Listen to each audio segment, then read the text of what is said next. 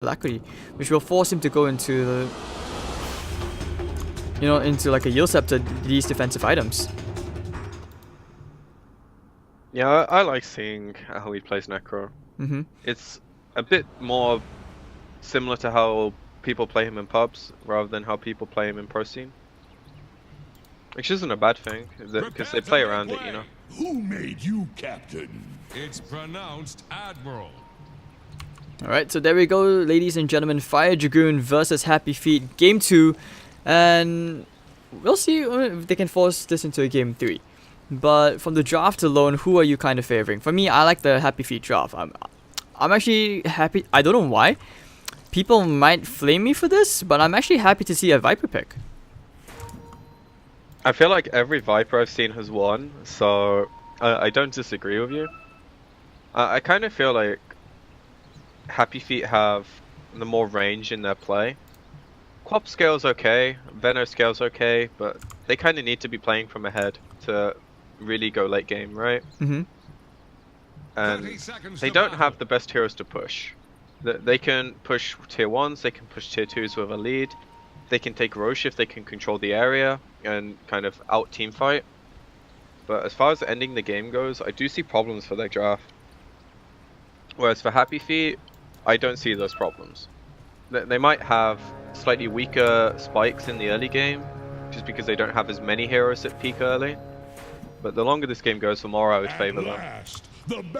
So considering they're one game up as well, and Fire Dragoon are basically facing elimination, I would favor the Happy Feet side.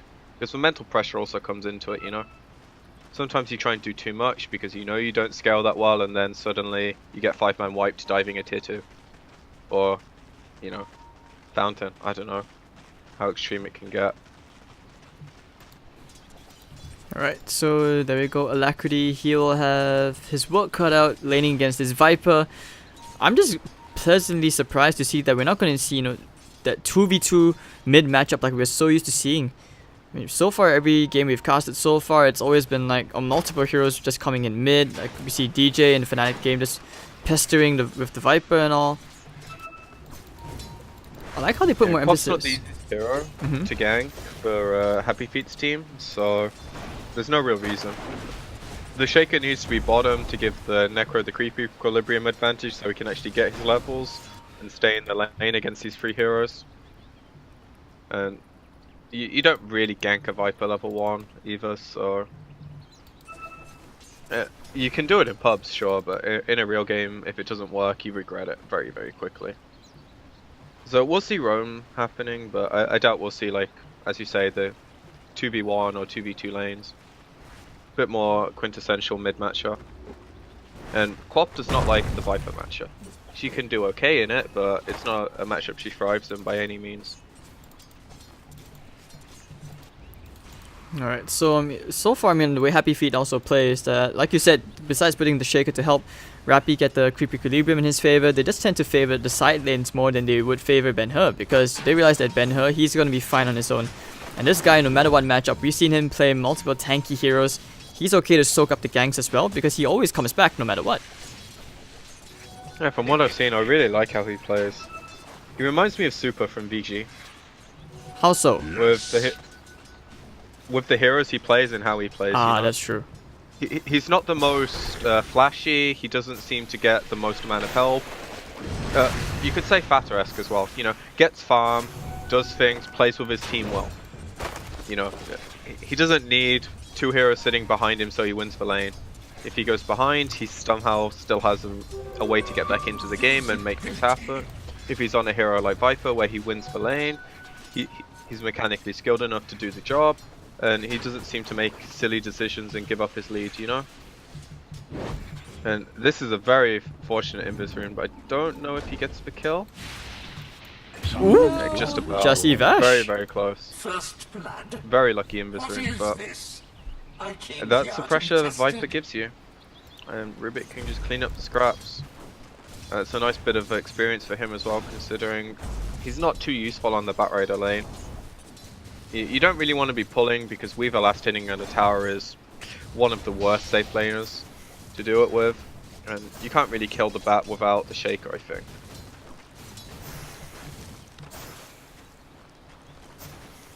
Alright, So so Rubik will move a lot. yeah, he is moving a lot, and I agree with all the points you said. And bottom lane, you know, Ajit, he's having a good time. He's 17-5, but Viper is 23-0. Like, Viper is just having Viper things. And he did go for the level 2 corrosive skin, so, you know, Alacrity at some point is going to have to reconsider throwing out those shadow strikes. Oh, did that hurt? It feels like the only time I see Klops win this matchup is when they ferry a lot of regen and they trade hits. Otherwise, it just goes in Viper's favor gradually every time. Like, he went for the second null. He did get killed. He's got a self coming out now, so he'll last until the shrine, hopefully. I'm not sure if you remember this, but I can't remember who was Mushi playing against back then when he was playing against a Viper as a Wind Ranger. I forgot what teams it was. He went for like 3 null talismans and treads instead of face boots. That just sounds like Mushi thing. Just to beat a Viper. So like even the casters said, I remember the time when they were just like, okay, but then the reasoning behind it actually made sense, because you don't want to be spamming out spells. He's gonna have corrosive skin maxed out, and that means he's gonna be very tanky. You can see magic resistance right there, 20%. So he's not gonna take that much damage from Shadow Strike, and you can see, you know, you just want to place more emphasis on having extra stats, staying alive in the lane. But okay, getting stunned at Alacrity, just chasing him off a bit. Slightly too early with the Fisher, but this is pressure that the Quap can't deal with right now. And the other lanes aren't really suffering. The Necro's keeping up with the Bat, who's effectively having a much easier lane. In theory. Another Fisher, Alacrity just facing a ton of pressure from Jules, who now doesn't have any mana. He's very close, however, to his Arcane Boots. Yeah, and meanwhile the Weaver's getting not completely uncontested farm, but good enough. So they're just straight up winning in their mid lane, and then they're trading evenly. Do they have enough damage? Death falls very close. That was a real close shave. So just gonna use the shrine. Not too bad. Alacrity, however, is losing in terms of levels already as it is. Levels 4 to this Ben-Hur Viper, who is almost level 7. 41-15.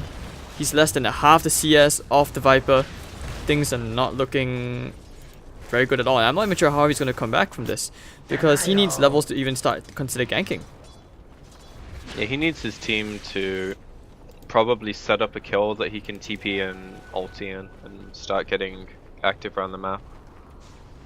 If he's just left in this lane, I don't think it's too easy, but his team's coming to him. He's not level 6 yet, and the Viper has a haste rune, so they need to wait for this to go, and then the back should hopefully be able to run him down. This isn't the most expected gank either, you know. You think, okay, the Oracle's gonna come or something, but he actually sniffs it out. He knows straight away. Like, his carry player is probably calling, there's no bat in my lane, where the hell is he, what's he doing? So what's the Viper do? Get straight out of dodge. Really smart play. And that's gonna give the Quap a free creep wave or two, but that's way better than him dying.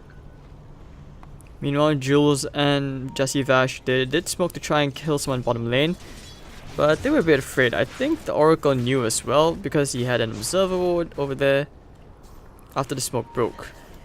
And they are still very, very much intending to, you know, kill Alacrity, who he's going to go to the shrine. The main thing is they don't need to be in the other lane, so they can quite easily do this. And Bat they're is actually in just some gonna trouble. wrap off. Bat Rider gonna be hunted down by Yaj. Sonic Wave. Hesitation. Okay, he's gonna die to Alacrity. Won't even need the Sonic Wave. Ooh, I almost missed you. Oh, that Fisher, man. Feels Missed bad. everything.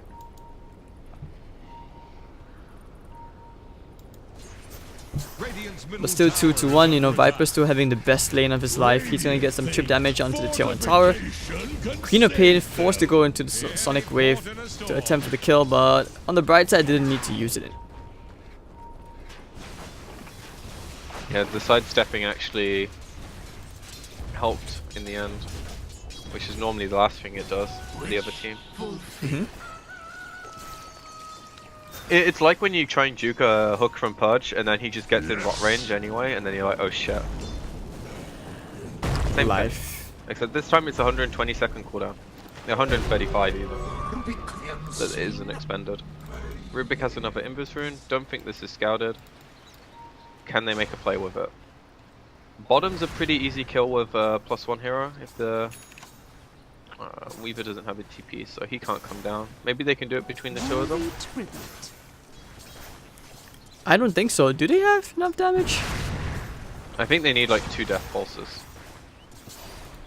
And then he has no sticks on the Benno, so yeah, he's dead. Now's the time, and with the Reaper Scythe as well. Ooh, very nice kill. Meanwhile, mid. Trying to jump into Ben-Hur. They did just a Sonic Wave already, I heard. Very little damage in the end, and now his hood comes through, and he's Gucci. Still has his stick. I mean, Ben-Hur, yeah, he has the wand, he has a Hooded Defiance, and they can just go to the shrine to heal up, maximum efficiency. Happy feet. Ben-Hur is looking extremely happy in this game so far. All of their teams looking pretty happy so far. They're winning out in every core matchup. Their supports are finding room to do things on the map, whereas the Oracle is kind of just a babysitter and the Sand King's not having much luck so far.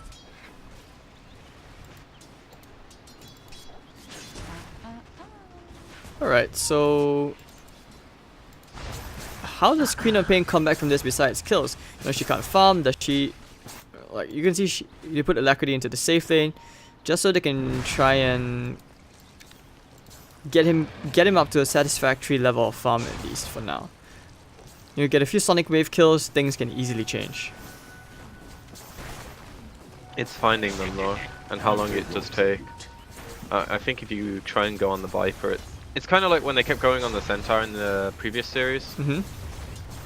You know, that's not the hero you try and kill. It's the big kill, but is it really worth the attempt? And the answer is generally no.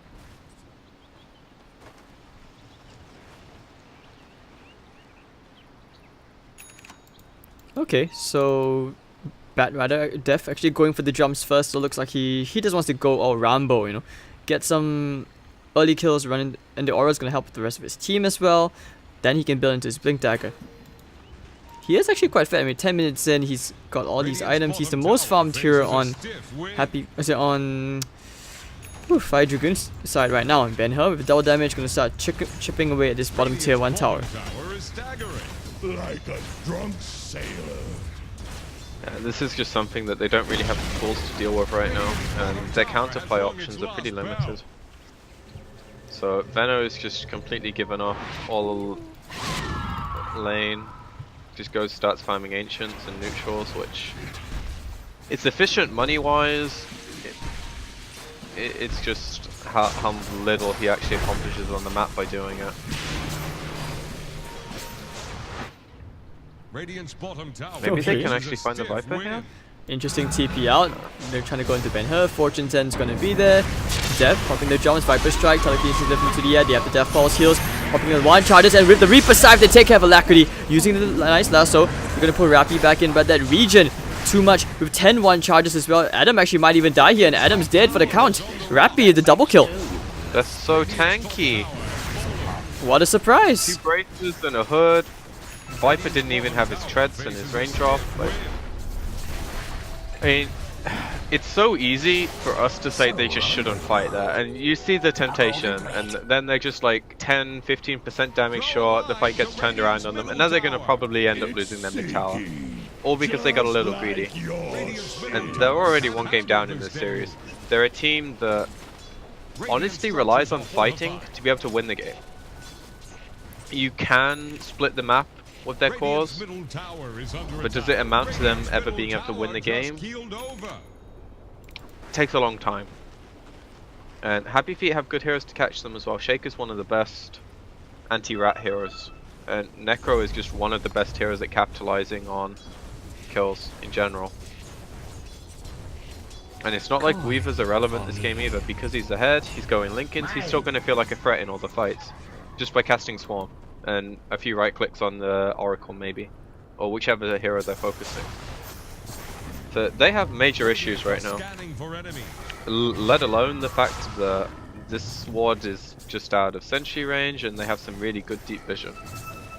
This ward is also out of sentry range, so it feels bad, man. I'm not sure the supports have the most money to just be throwing out sentries. Sand King is like 2,000 from his dagger. Had 0 impact this game.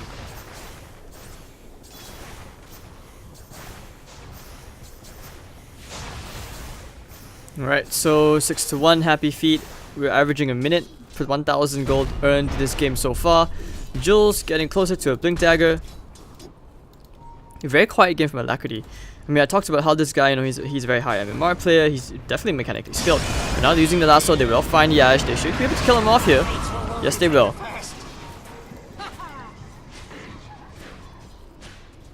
I don't think any amount of mechanical skill makes up for Worthy tribute. how his mid lane went. You know, now they need strategic game plan, teamwork, and kills like that. And this is probably going to work as well because I don't think they'd expect the smoke. The question is, can they kill the Necro? That is starting to look very, very hard. But okay, I take that back. Looks like I was wrong, you know. But Atar's on the way. Yash. Shikuchiing in. There is no mana in the really good Sand King. kills. Really, really good kills. And Dire's top tower is the problem they have is they need to keep that up. If they get it once, it doesn't mean much more than just a bit of gold. Which, don't get me wrong, is still good for them. Batrider is suddenly a lot closer to his blink. Sand King just got up to 1,000 gold. And most importantly, they're keeping Happy Feet from pushing, and they're breaking their net worth as well as gaining their own. But they can't get objectives off it, which is their biggest problem right now. Anytime Happy Feet make a play, they probably can get an objective, or half of one. Tier 1s are all down now. Roche is a bit ambitious until they get a medallion, I think, if Rubik even wants to go for one. Or, you know, they don't need kills, they can also just walk down mid. They know there's no Sonic wave. They can, but they don't have damage on Ben-Hur yet, do they? I mean, they have a lot of sustain, but that's about it.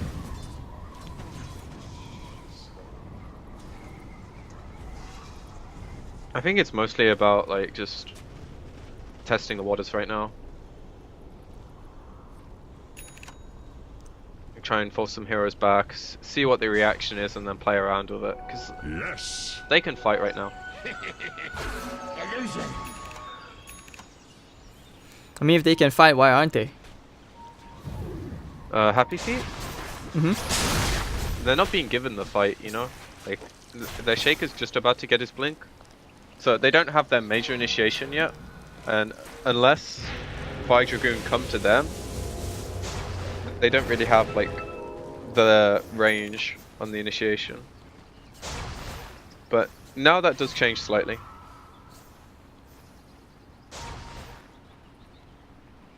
And they're gonna smoke with the Shaker blink. Very good. Ideally, I think they want to go bottom. This is a good debut to the Blink Dagger if they can find a good kill onto the Queen of Pain, who is about to show middle lane.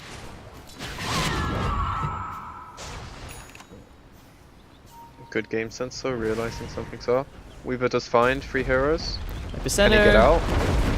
Yeah, he's fine. He has Lincolns. And this is going to be really good for the smoke. Chasing Even though the Shaker after. gets caught. Here, Reaper Scythe, and Rappy will get himself a kill onto Ajit. Still chasing for more, but time lapse out, and they want to try and kill the rest of Fire Dragoon. Jules still has an Echo Slam, but he will use it only onto the lone Oracle, and Oracle is going to die to Jesse Vash. Radiant's top tower is under attack. Good hero to use it on. And they're going to get the tier 2 tower. Bit of a scrappy overall engagement, but again, Fire Dragoon tried to make a play, and Happy Feet Radiant's just top tower. they accept them with open arms. To the bottom. And now is it Roche time? Really tight, Hunter. Is it They Roche have time? Blightstone, they have Swarm. They can do it. It's not the quickest Roshan of all time. And it is where Fire Dragoon can maybe make a play. If they maybe lasso a hero onto the high ground. For, you know, big Venom ultis. But they're not going for that, you know. Just take the tier 2, kill a few heroes, why not? Time maps out, and actually now they're using the burrow to just break the Lincoln Sphere. They want to try and chase for kills here. Adam going on to Rappy, who has the Ghost Shroud. He's going to use it, but then I think that's a horrible idea. Going to use the Spell Shield. And okay, they get one. Ghost strikes away. Ajit's going to die. 2 heroes already dead. Sonic Wave out into the Viper. Viper. Nowhere to go. Death Force keeping him alive. And actually Ben-Hur with the triple kill. Alacrity will find a double, but it's a full team-wide 5-for-2 trade. They might even get some siege damage out into this tier 2 tower and actually force it back into into the tier 3s. That was so close. And I'm not gonna lie that the thought of them calling game did go through my head when that happened. They haven't done it, so they might be looking at the optimistic side of, okay, we nearly killed all of them. But now there's a mech on Necro as well, so that's gonna get even harder. If he builds into Greaves, that's going to be a very different case. Like, how do you kill this guy if he gets Greaves? Yeah, I don't know. This is interesting though. Like, They can't kill anyone anyway. That's the problem. Like, their damage is all incremental. They have a good amount of burst through Quap, but her burst is incredibly nullified by the fact she doesn't feel comfortable right-clicking. She blinks, she screams, she ults, and if they aren't running, she's dead. You saw that when she got 3 heroes down to like 200 health. They all stood and they hit her, and she can't deal with that. She's too far behind. And it's more that Happy Feet are too far ahead. She's not that underfarmed. Well, 10k net worth advantage for Happy Feet, 13-5, and they're looking well on their way to taking game 2 as well. I mean, this is usually where they shine. Like, compared to Fire Dragoon, this is the best timing for them. Yep. The heroes all have their items, and they don't have to win the game here either. So they have this level of like confidence. They can make the plays if they show themselves. If not, they're not drastically running around the map like headless chickens trying to make something happen. And getting Roche is just gonna further secure their ability to do that. If they can make a play and seal it here though, that is their best bet. And now, okay, they're gonna get the Aegis, but Dev gonna steal the Aegis. Okay, Benno will get it, Reaper Scythe. False Promise is gonna save the Venomancer actually, but okay, down goes Dev. Adam into the pit. Nice Veno ult. He's actually gonna be kept alive. Rider gonna buy back, and now multiple buybacks coming out galore from the Fire Dragoon squad. But okay, Happy Feet, they already smoked up. They took the Aegis as well. Ben-Hur with the double. They will be pushing down the middle lane. And Ben-Hur's just too fat at this point. Hurricane Pike and the Hooded Defiance with the Aegis as well. They're just going straight to the tier 3 mid. Yeah, he also just got donated a pair of arcane boots from his Necrophos. Bang. Ah, you're right. He gave it back. I give it back. He's like, okay, I need my mana. Now I'll give it back. I think his Necro just needs his movement speed, man. He's an old guy. And with the Death Pulse, Burrow Strike onto 2. But the Atos gonna. There's no Atos. Sorry, Fortune's End. Stolen Fortune's End. Alright, they'll take care of Yang. I think this is game. They might not call it, but yeah, I mean, it's basically the penultimate nail in the coffin. Like, how did they fight though? That is the biggest problem. Their draft is entirely based around being able to win a fight. And they can't initiate. They can't kill a hero. Rubik also has a stun now. Lift back over into the side of the Fissure into 4 heroes, and he's dead for 50 seconds with no buyback. Viper, again, Epicenter only lands onto 1, but once again, you can't kill anyone. Sonic Wave flies out. Okay, I take that back. Ben-Hur still right-clicking away like his, easiest game of Ben-Hur's life. Yep. Adam, now fighting under the shrine. False Promise going to be used onto a Sanking of our heroes, and Alacrity is like, I don't know. Help. Hurricane Pike, help! Adam, Burrow strikes away. He wants to kill Jesse Vash. Alright, he gets 1 kill, but the sentry is there. Give him the Ultra. Give him the Rampage. Alacrity, good guy Alacrity. He's going in. Good guy Alacrity. Okay, never mind. They backed out. No. It was the Sand King's triple, dude. Dire's bottom tower won't last. That's right. You go read those logs. Sand King triple. Aw. Not that it's enough for them to change the pace of this game by any means. Like, that was Happy Feet getting overly aggressive for the sake of it. But they need that to happen maybe twice more, honestly. I don't think once would be enough. Maybe if they lose no heroes and they wipe them once in a similar fashion, it might make the game a bit more even. But then they still need to find a platform to play off. Pop going Ags means she's going to have the ability to fight a lot more often. I think it's a good decision this game. But it's not an item that I think wins them the game. It's an item that helps them not lose the game. I don't know what the winning item would be, personally. Because I don't think there's one. He needs several. Oh, Jules on the hunt. Not sure what's going on here. Fortune Send purchase of the haste rune, but here comes Yash. Here's the bait. He's going straight for Ajit. Fisher is there as well. They do back the Lincoln's disarm, and he's going to time lapse out immediately. Wow, very, very ballsy. And Alacrity, Death Pulse is going to chase them. Let's see where Yash goes. Okay, now there goes the lasso. He's going to catch and Reaper Scythe. And woo, Death, not yet dead. Ajit still going to be kept alive, just barely. Disarm Adam is dead. Clicked down by Jesse Vash. Young. Ooh, 2 hits. Yeah, What? the Deso. That's why. He hits like a truck. Bottom tower is under attack. The Deso Viper. I have not Green seen this in Dragon a is- really long time. Bottom tower has fallen. I don't think I've ever seen it, except for when he's hitting buildings to end the game. And he wants to end In the a real game. game. He wants to end it right now. Yeah, I mean, it's a smart item. That they can do that. The Weaver got a tiny bit ballsy trying to time lapse and be aggressive, but he's They the only still- casualty. And the and they rest still of have his an team is echo. still very strong.